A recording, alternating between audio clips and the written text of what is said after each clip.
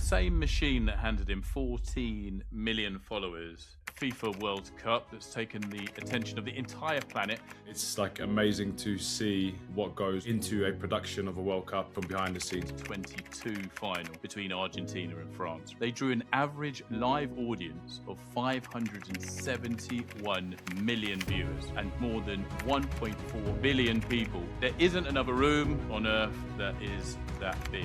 Everyone's competing for attention around this amazing event. But their 40-year-old goalkeeper, Vozinha, faced 27 shots, made 7 saves, woke up that morning with 50,000 followers. And inside a day, he had nearly 14 million followers. Couldn't get his own mother a visa in time to watch him play.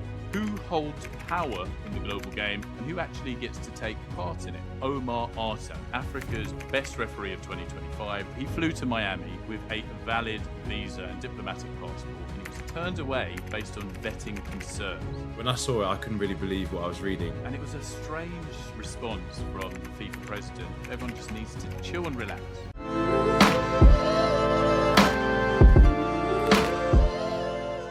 Welcome to Power and Purpose, where we look at leadership, influence and impact through the lens of sport. Right now, there's a small thing called the FIFA World Cup that's taken the attention of the entire planet. So Will and I are using it as a way to look at something bigger. Who holds power in the global game and who actually gets to take part in it? From the broadcast booth even to the border, there's a lot to get into. So Will, where are you in the world? Because you've done this podcast from lots of different corners, and I know that you're somewhere south of me right now, sat here in a sweltering London. Yeah, I like surprising you, Leon. I'm in South Africa at the moment. I'm in Joburg. I've been here now for what's it been, about 10 days or so. And yeah, it's been fun. It's definitely cold. I didn't realize how cold it gets in Joburg, but here to do some stuff with SuperSport. So I'm doing some broadcasting, analyst for the World Cup. So their main studios here in Johannesburg. And yeah, that's why I'm here for now. Love it, love it, love it. So no Maro this week, not because it's football. We know he loves a football chat, of course, but he's off on his holidays at the moment. You're working hard down in South Africa. I'm here in London, grafting away in this sweltering heat that we've got at the moment. But for you, I mean, I guess, you know, you've walked out at the World Cup as a player, you know, yeah. But now you're on the other side of the camera. So how is that for you? It's actually really strange. It's like amazing to see what goes on to or into a production of a World Cup, maybe from behind the scenes. Of course, I watched it on TV before. But yeah, it's so different. Of course, I would love to be there. And I think the more that I watch, it's like itches that that we didn't make it with Nigeria. But it's still fun. I feel like I'm really like living the tournament. I feel like I'm getting everything. Of course, I have to watch all the games. So I'm really into it.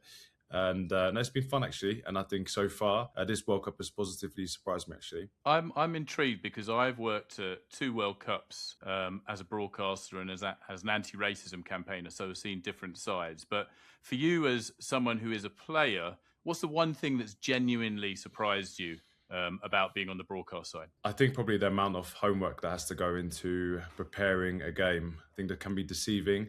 Of course, when we play, sometimes you play against opponents that you don't know, and there might be basic analysis, understanding who the danger players are, the ideas. But I feel like I have to do a lot of homework before every game, especially when you cover teams maybe like Uzbekistan or Iran, Iraq, Curacao, new to the World Cup. Different kind of games where you might not know all the players. So it's interesting because obviously you spend so much time getting all this information, but with the time that you're actually on air, maybe for the build-up or during halftime or after the game, you don't really have that much time to say stuff. So it's a lot of cramming a lot of information, and then straight away you have to try and choose and remember that, recite it. Notebook has been very helpful. And also now, because we're doing games back-to-back in the studio, you kind of prepare for the second game whilst you're still watching the first game. So you watch football in a different kind of way because you're not just enjoying the game and maybe how I look at it tactically and enjoying the technical quality of the players. Also trying to take up as much information as you can whilst you're watching it. And it's something I talk about with my mates down the pub. Not that I go down the pub much anymore. But when they have a view on a pundit, I'm like, well, can you talk for 25 seconds about the main point of the match? and illustrate that inside that time. And they kind of look back at me kind of confused, but I don't think people understand that you're working within the restrictions of time and you have to address certain details to make a point that actually might take 4 minutes to unpack, but you've got 25 seconds or else you're falling off air. Yeah, and it can also be the other way around. So we had the France game was interrupted because of the severe weather, and all of a sudden we're back in studio and 30 minutes that you now have to fill about what you've seen in the first half. Yes. So I think it's those bits you have to be so sharp and like quick to the mark, because as the camera might pan in on you or me as we're speaking off camera, the anchor will be like pointing at you saying, okay, you're up next to say something, or that's enough, or we need to go to the ad break, or I've seen all kinds of hand signals, bridge and this and that, and building the telestration and stuff like that. So yeah, it's not as easy as it looks. Let me put it that way. That's been very, very clear for me from my first experience, like being part of a team for such a tournament. I think that's why podcasts are so popular, because you can unpack things, right? You've got a little bit more time to kind of express yourself. Different way of broadcasting. Some amazing podcasters are terrible as pundits because they just can't make their point within the time that they have, and they're unable to be kind of flexible in those spaces. So it's an interesting dynamic. And talking about dynamics, I'm seeing you popping up on my social media all over the place, doing some interesting things. I think you were dressed up as a SuperSport camera operator in one of the clips that I liked in particular. But be honest, is that you just enjoying it? Do you think it's, a broadcaster who behaves like a creator now beats one that behaves like a traditional broadcaster, shall we say? I think the game's just changing. It's not something that I came out of my suggestion box. Of course, like when you get booked for being in studio, part of it is like social media, deliverables, PR stuff. So you have one day, and that was my day, where they don't necessarily tell you what you're going to be doing, but there's going to be some content for the social media platforms, because I understand how important that is to this day and age, and also for big channels as big as SuperSport, who cover all of Africa.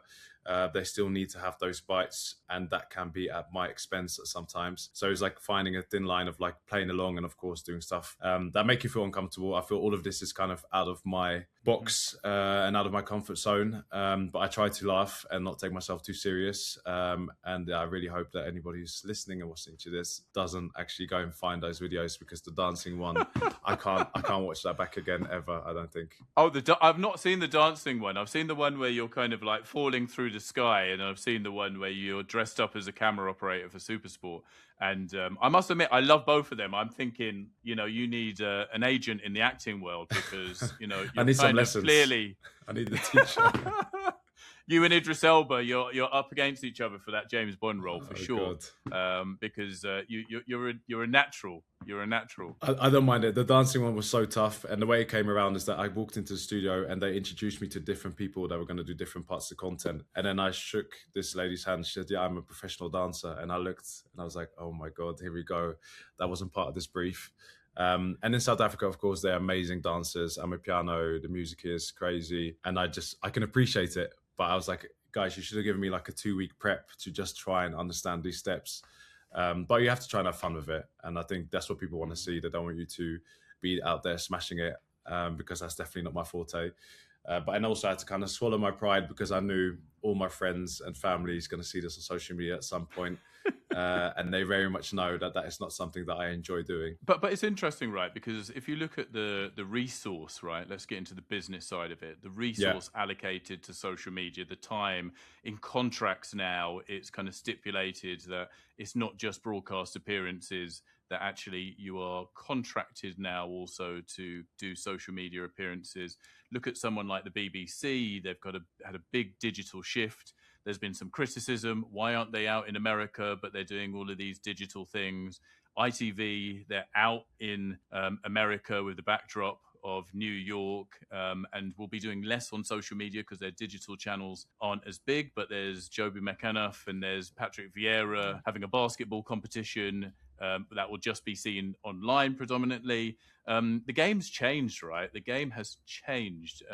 And I guess it's because of the importance of those different audiences and consumer behavior. Yeah, and I think just everyone's competing for attention around this amazing event. The whole world stops and wants to support the country, but how can they tickle you to do that on this channel rather on this live stream, or to watch this show with these pundits. So they're trying to be creative, and I think especially with my generation and younger, everything has to be short, consumable, and attention gripping, because you have a 30-second window, maybe less than that. I don't know what the actual science is behind it. I think it's maybe 5 or 6 seconds to actually capture someone's attention for them to actually watch the whole minute, and maybe then decide to tune in because they would like to see that person as a broadcaster or watch it on that channel for their analyst of the game. So it's interesting, and I think they continuously have to find new ways to engage people, because in 4 years from now, for the next World Cup, there might be different trends and different ways of watching and viewing. You might want to have 3D glasses, or God knows what there'll be at that time. But this is very much part of the game now. I don't think you could get away by saying, I just want to be a pundit or an analyst, because I even saw John Terry and Berbatov, some of the old school boys, doing some funny stuff. And I think that's just part of the contracts. And I don't know there's any way you can get around that anymore. No, but you're enjoying it, clearly. I'm enjoying it. Yeah. I get embarrassed, but I'm enjoying it. And the main part, which is, being in the studio, it's been fun. There's been great people there, helped me a lot. I had a little bit of experience doing some stuff at Bein Sport, which was the last few months. But this time I felt more prepared for it. And I feel like every game that goes by, you understand the format better. And like you said, now I have the chance to speak for 2 minutes or 3 minutes at a time. But there you need to know when to be short and sharp and when you can actually have time to talk about stuff. So you're working hard. The broadcasters are working harder in terms of trying to get those audiences. And it's interesting. I was looking at some of the stats for the 2022 final between Argentina and France, right? So they drew an average live audience of 571 million viewers, right? And more than 1.4 billion, so billion, not million, billion people watched at least a minute of it. So it's absolutely incredible. There isn't another room on earth that is that big. So you walked out for Nigeria in front of a nation. What does that crowd actually feel like? And what does it ask of you? Because we're talking about these huge numbers watching. But as a player, like, what is it like when you get out there? I think when you talk about the millions and billions on the pitch, you don't experience that, because the only thing that you can feel and sense is the close to maybe 100,000 people that are in a stadium, especially in the massive stadiums that are in the US. But for me, in 2018, I think the game that left the biggest impression on me was when we played against Argentina. It was the third group stage game. And we played in Zenit St. Petersburg's new stadium. I think it holds 70,000 and it was completely filled. Also, we saw a lot of Nigerian fans selling their tickets to Argentinian fans outside the stadium. They probably weren't as hopeful as we were to pass, because they were trying to find ways to fund their ticket back to Nigeria, as I was told. But it felt like just a wave and sea of blue and white. You could spot the green and white here and there. And it's just electric. I think when you walk onto that pitch and when I see, when they sing the national anthems, I could feel that, because for me, that was like a moment that felt almost surreal. Like you're in a arena, a world moment. And I don't think you really realize how many people watch it until you are back into the change room. And then, the impact of a phone, because all of a sudden you sit down and your phone's just blowing up and everything would have been clipped. Also because you're probably playing against Leon Messi, the best of all time, in my opinion. But then those kind of games, you have your primary school teacher or your old neighbor or someone who served you once to the supermarket saying like, wow, we watched you there. But when you're actually on the pitch, you don't feel any of that. But it's, of course, an overwhelming occasion. And look, we talk about football bringing people together, and it's, you've just made the example. It's kind of someone that served you once in the local shop to your old school teacher reaching out in a very personal way. But in terms of like the world's eyes on this sporting event, there's also a competitiveness there, right? Because everyone wants to win, because it's hard to get to a World Cup. It's hard to get to that space, but yet we're all together in terms of football bringing us together through passion. So I guess there's a bit of kind of tension between football's bringing us all together, but whoa, elbows out, I need this space because I've got jobs to get done in this space. And that goes not just for the players on the pitch, clearly, but also for those who are coming along as fans and broadcasters wanting their space, etc., etc. So who is owning this unity that we always talk about football bringing together? It's interesting because it's bragging rights, right? Everybody wants their country and something that they represent, they can never change about themselves, to be the best and to be respected, and all the people that you are doing it for. But at the same time, when you are on the pitch and even in the stadium, there's still some kind of connection because everybody shares that love and passion, even though that might be for a different flag or different color. You're still there. You still probably traveled halfway around the world to be there. So often you see that the crowd's probably very warm in some sense and probably appreciative of the occasion, the moment, even the other team. But on the pitch, as soon as the whistle goes, then you've got no friends. It's interesting. You see some moments of players that might play in the same league or clubs, handshake, no handshake, hug here and there on the pitch. But there's competitiveness because that doesn't really matter until that's over. But it's also, so beautiful because it'll be the one moment where everyone is just doing it there to play for a bigger purpose, something that's bigger than them. You don't necessarily get paid to be there. It's you doing it because you love it. And the people that come to watch and pay good money to go now all the way to the US for the tickets, the prices, the travel, they're there because they love it. So I think that's the thing that is so powerful and unites everyone. Yeah, I always say to people, if you're going to go to a World Cup as a fan, then go for the first 2 weeks. Because the first 2 weeks, there's optimism from every single team that's going. Everyone's going to have a great time. Yes, of course, it's going to be competitive, but that really kicks in big time. It feels later on in the tournament when you go through the knockouts, etc. So there's a different tension. Like you can lose the first game and go on to win the second and still be in it. And even the third game now with third place playoff, etc. Not third place playoff, but third place points, you can still get in. So I always tell people to go to like the first 2 weeks because it's just like a different vibe there, in my opinion. We saw at this World Cup, the big story was before a ball was even kicked. The story was Omar Artan, right? Africa's best referee of 2025, the first Somali ever picked to officiate in a World Cup. He flew to Miami with a valid visa and diplomatic passport, and he was turned away at the border based on vetting concerns. He's now back home where thousands gave him a hero's welcome.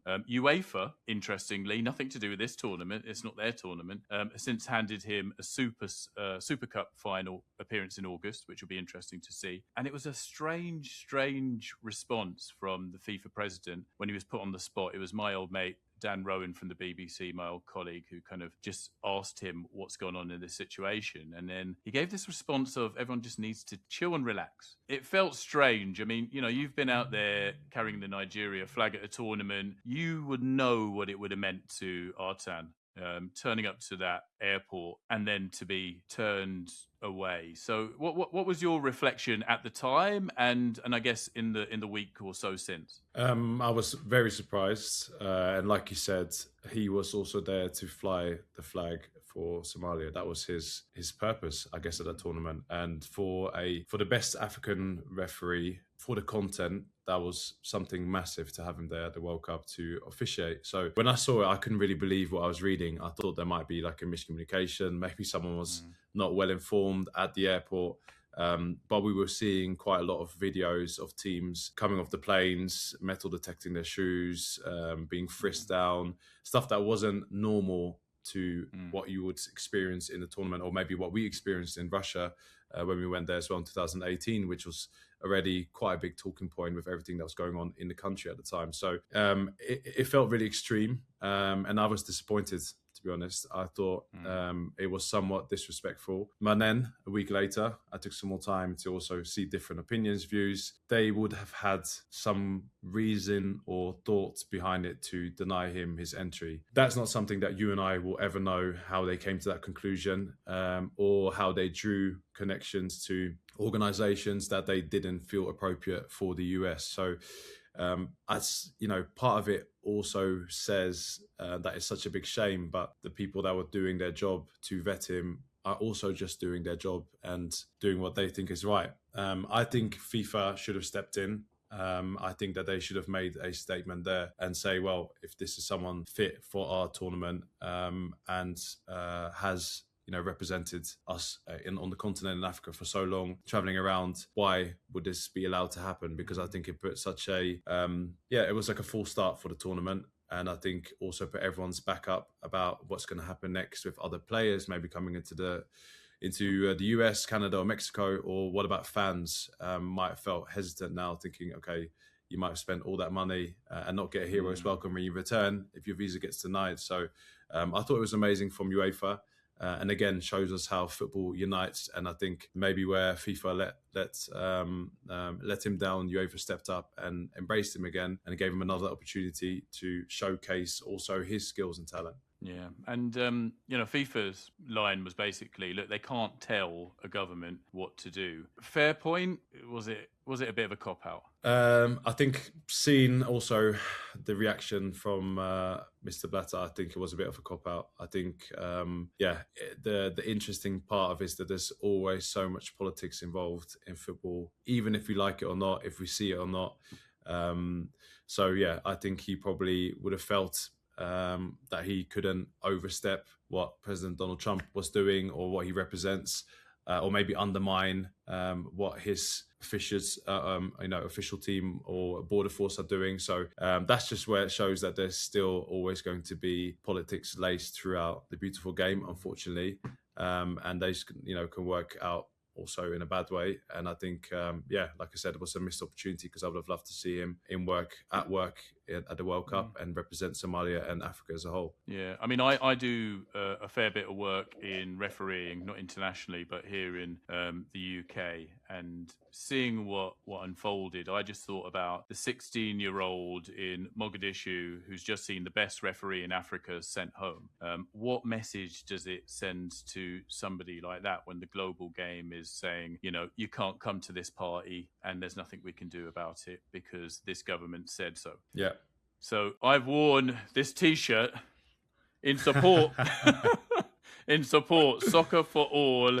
And like you rightly say, and emotions can take over here. We only know what we know, and we only know what can be shared. But on a basic principle approach here, if this is a global party of football, and if people have the valid paperwork, then they should be let in. And if they're not let in, there should be some kind of communication to help us understand why that is. And I hope in the weeks and months ahead of us, we will find out more about that. One of the other big talking points, I'm sure you've been talking about it on SuperSport over the last week, is hydration breaks, which I kind of, on the face of it, welcome, because I used to get hella thirsty when I was playing football, even at my Hackney Marshes level, right?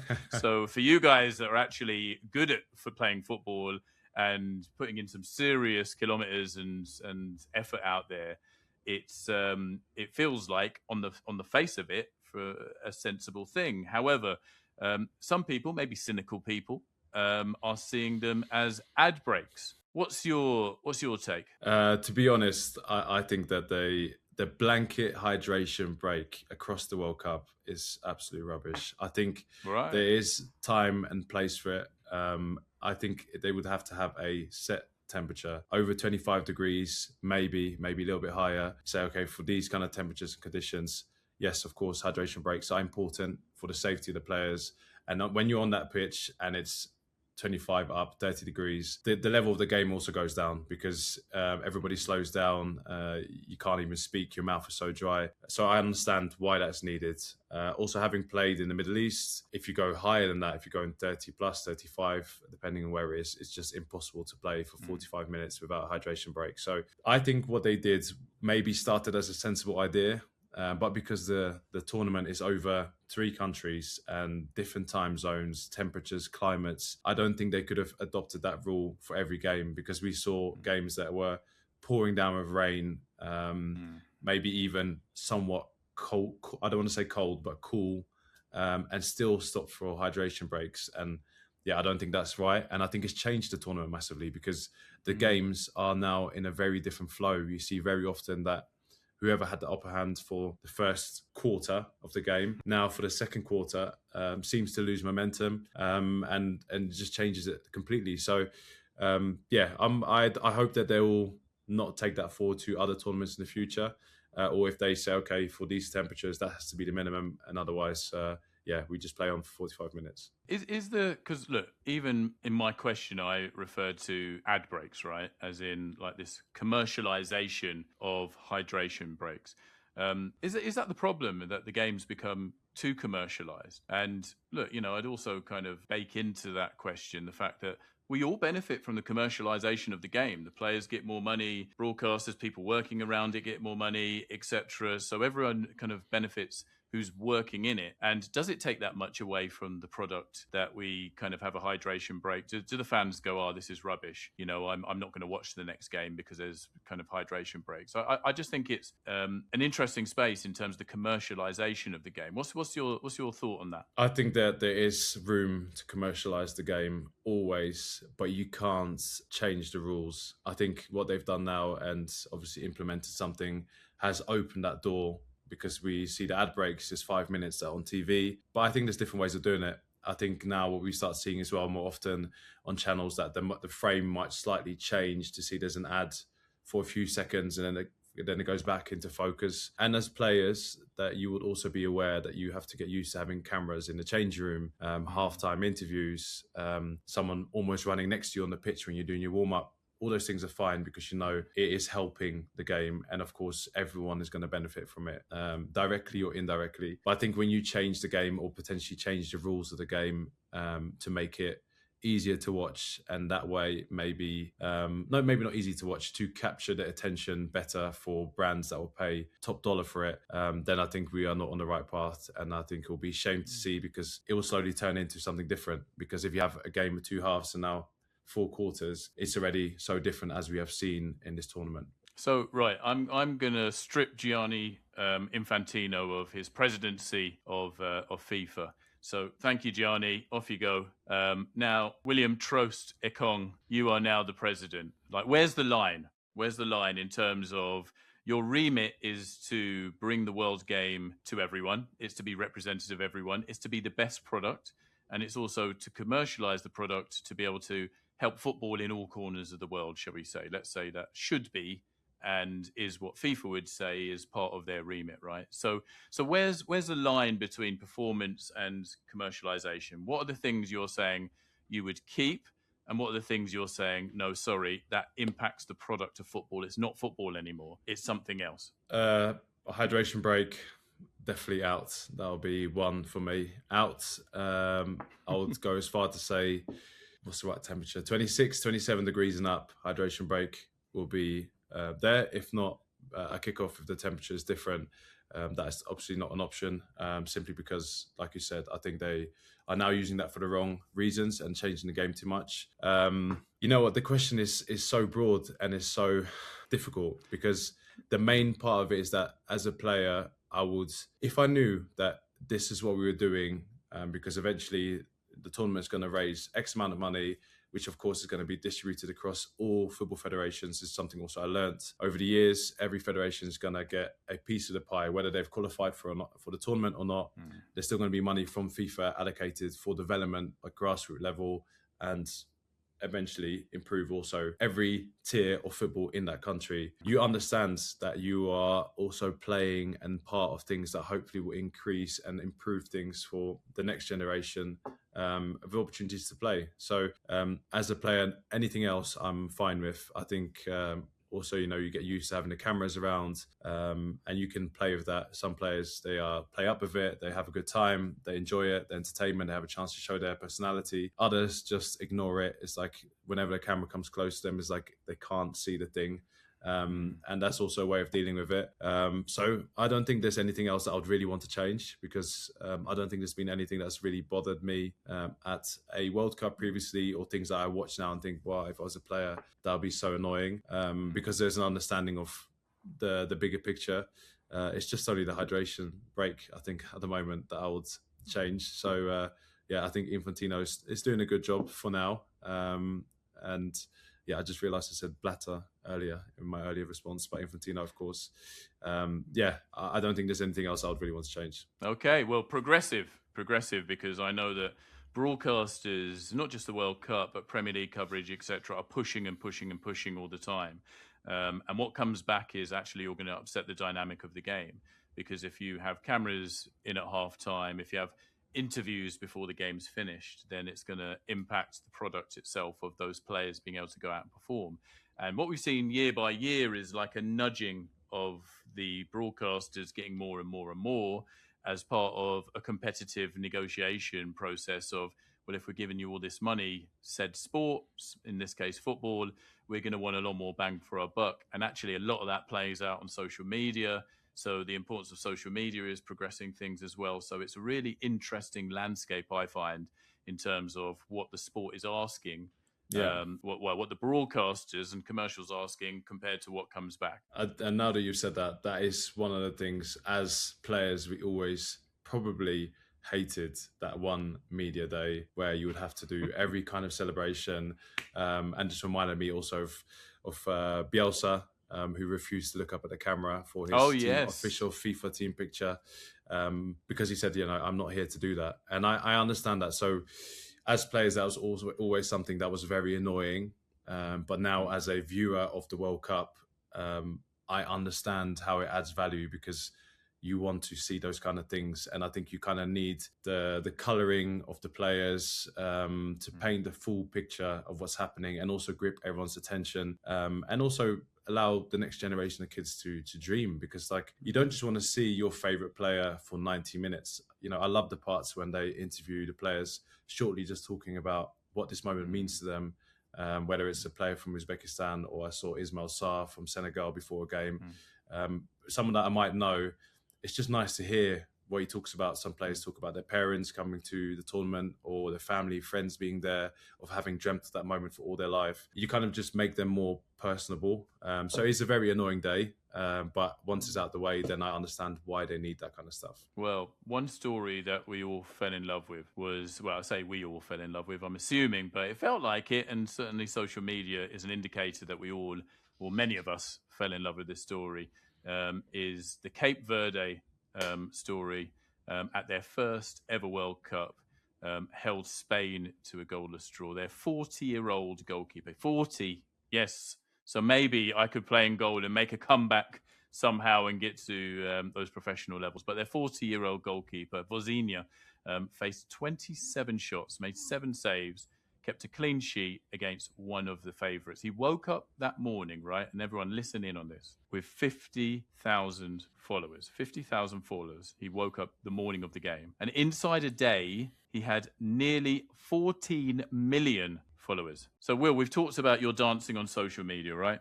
And the SuperSport kind of approach to content. The power of this tournament, though, is just different, right? 19 years, right, into his career, and one game changes like everything. Yeah. What does visibility like that actually do to a player overnight? I think it can be somewhat confusing, maybe also for him. The good thing for him, I think, is that 40, you have this amount of life experience, and probably you feel comfortable with yourself.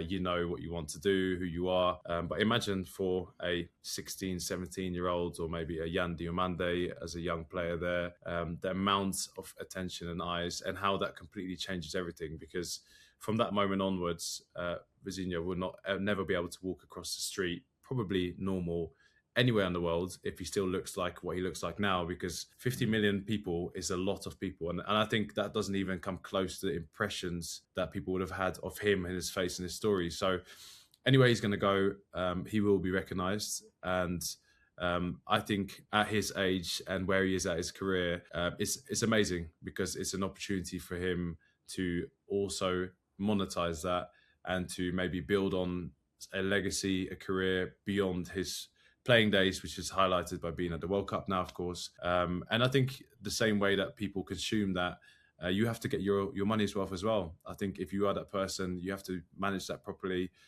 because that's where everything is going to. And then this day and age, how you can also have a career for yourself, until we don't know how far this is all going to go with the social media. No, I totally agree. But, reflecting on this, right? So you become a footballer, you spend 19 years like on your craft, and then within 90 minutes, everything changes. Your fame goes to a next level, your commerciality goes to a next level, etc., right?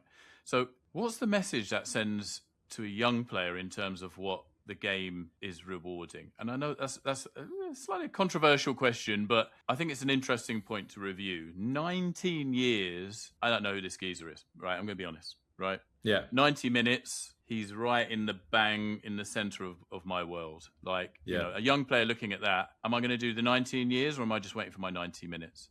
Yeah.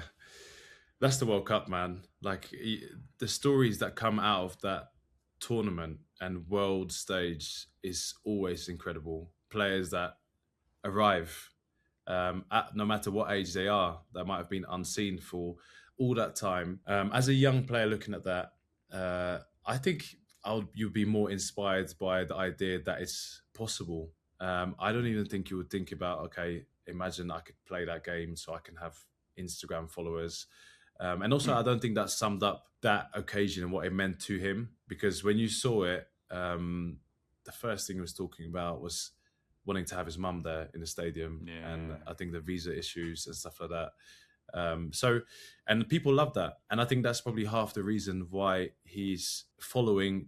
People wanted to support, so if there's any way that they can show some support and that I like you and I love what you're doing, is that on social media. It's free, flick of a thumb. It's like you're almost like joining forces and saying like, yeah, that's our guy.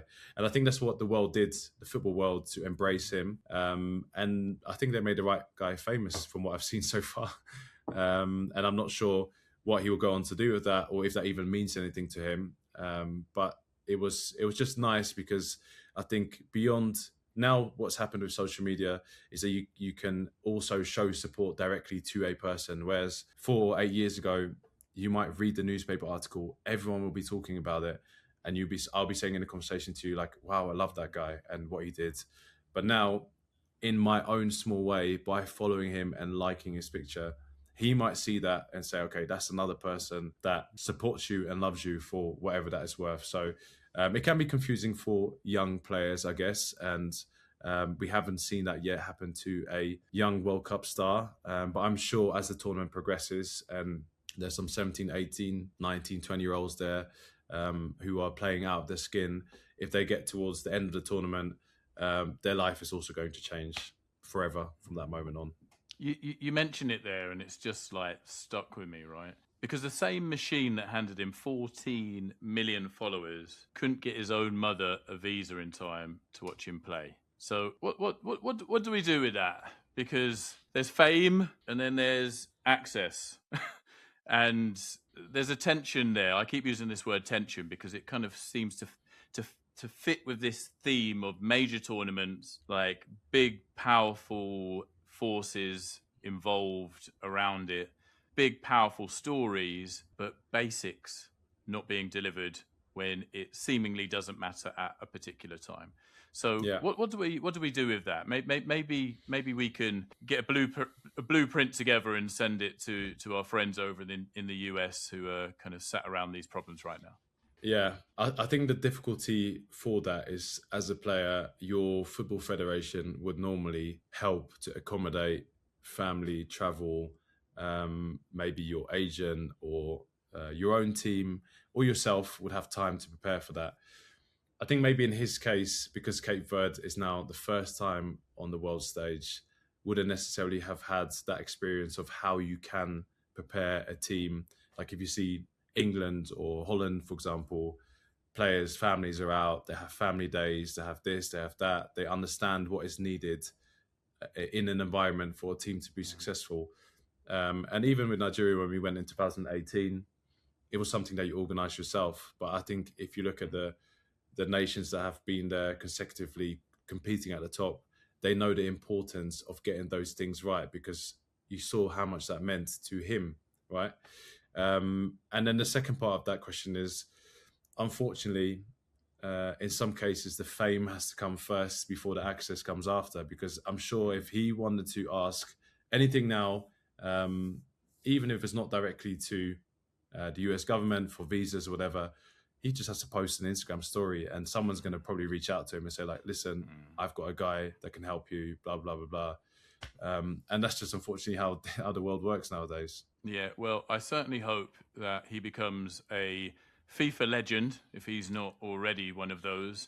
And he uses that position maybe to ask some searching questions to get the world's governing body to think about some of the kind of challenges that face players and their families, and see how they can support federations and support processes better to make sure that, you know, when we're talking about a global game, we're not talking about Europe being okay and other parts of the world having other pressures and challenges that aren't met in the same way. You know, there needs to be quite clearly some work done around that. And I'm very sure that if people use their power, this is Power and Purpose, as a podcast, then things can change.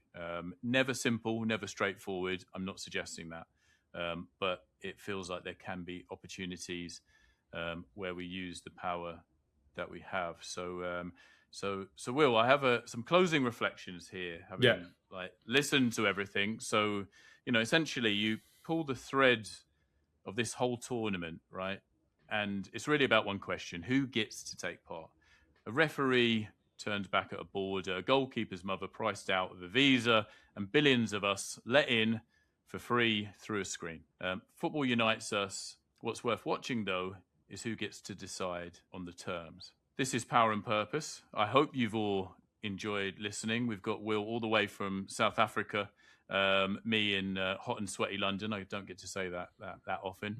The clips from today's conversation are going to be up across all of our social media channels. It's the quickest way to kind of get across the big talking points that we have in our episodes. So leave a rating, drop a comment, tell us where in the world you're watching the World Cup from.